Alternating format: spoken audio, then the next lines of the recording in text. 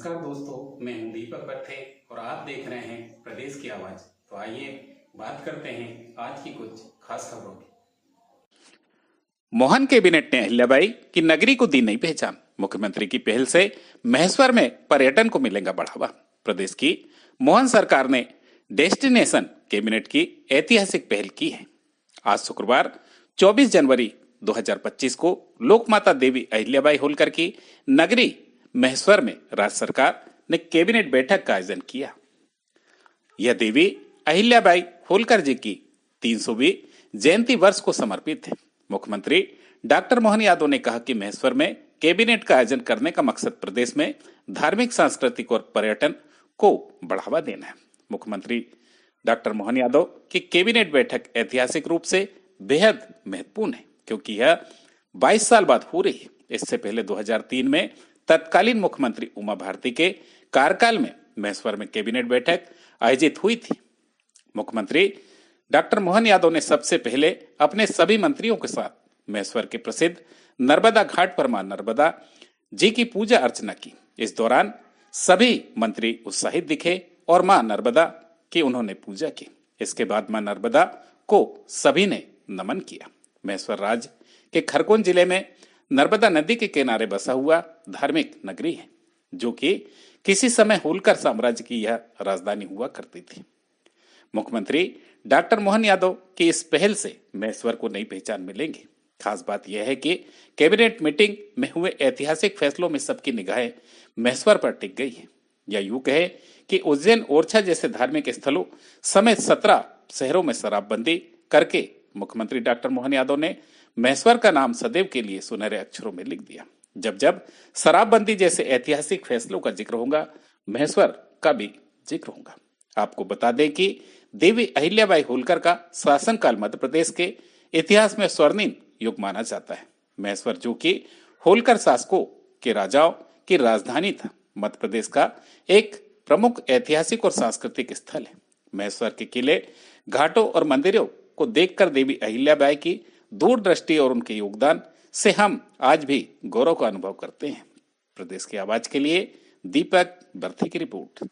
धीरे धीरे करके राज्य से आगे जाकर के शराबबंदी की तरफ राज्य बढ़े। उस सिलसिले में हमने नीतिगत निर्णय लिया कि पहले चरण में जो 17 हमारे अलग अलग प्रकार के नगर हैं, उन नगर से नगर पालिका, नगर परिषद, नगर पंचायत, इनके अंदर शराब की दुकानें बंद कराएंगे और इन दुकानों को दूसरी जगह शिफ्ट भी नहीं करेंगे। ये हमेशा के लिए बंद कराने का इसमें निर्णय किया है। इसमें 17 धार्मिक नगरों में से एक नगर निगम है, 6 नगर पालिका है, 6 नगर परिषद है, 6 ग्राम पंचायत है। और ये जैसे उज्जैन नगर निगम संपूर्णतः शराब की दुकानों से बंदी रहेगी।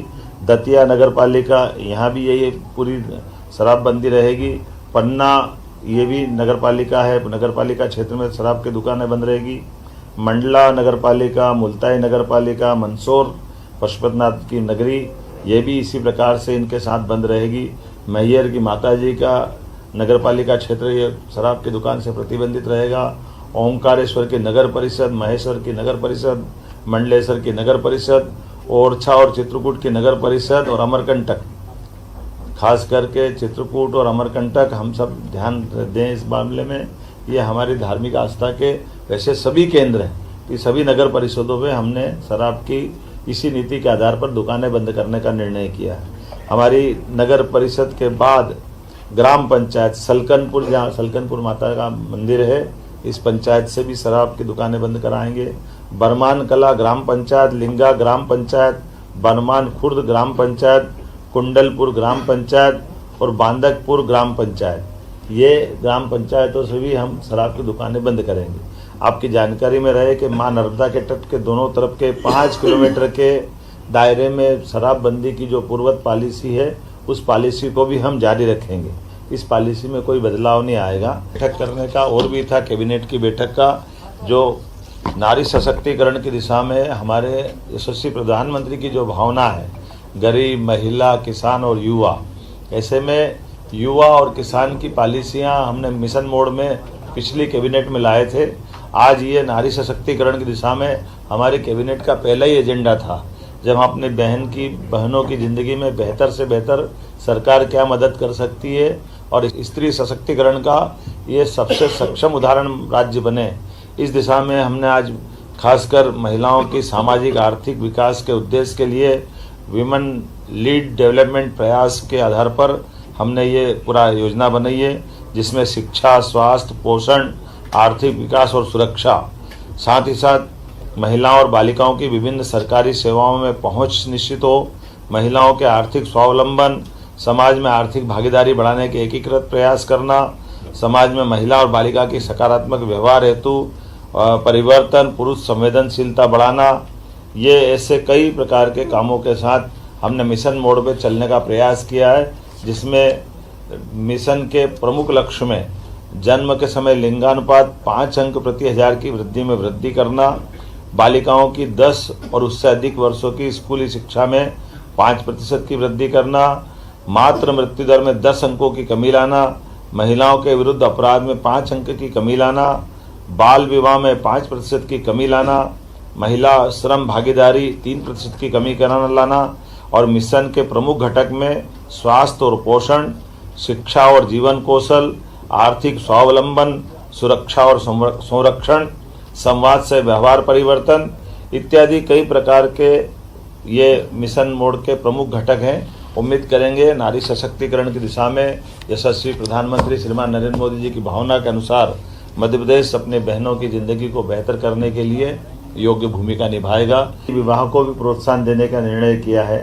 हमारी विधवा बहनें या परित्यक्ता बहनें अपना पुनर्जीवन एक विवाहित रूप में आगे निकाले, इसलिए मुख्यमंत्री कन्यादान योजना तो चलेगी, लेकिन खासकर हमारी सरकार इस दिशा में कल्याणी बहनों के जीवन को बेहतर बनाने की दिशा में पूरे प्रदेश में इस अभियान चला करके इसमें प्रति विवाह 2 लाख की धनराशि जो हमारी इस योजना का हिस्सा रहेगी, इस पे हम काफ़ी काम करने वाले हैं। हुआ है हमारी लोकमाता के जमाने में भी उनने किसानों को कुएं से पानी लेकर के खेती को प्रोत्साहन देने के निर्णय किए थे और बगीचे लगाने के लिए प्रेरित किया है।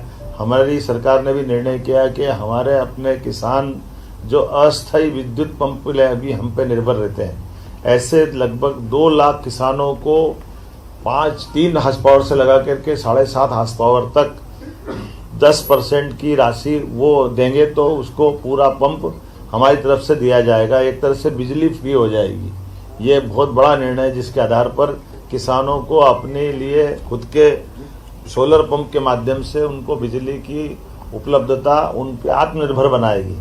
जो किसान या अन्नदाता ऊर्जादाता बने, इस भाव के आधार पर आगे जा कर के हम अपने 30 लाख बाकी स्थायी कनेक्शन वाले हैं उनको भी पॉलिसी बना के आगे की समय डिक्लेयर करेंगे, लेकिन अभी अस्थायी पंप धारकों को ये बड़ी मदद देने का आज निर्णय किया है।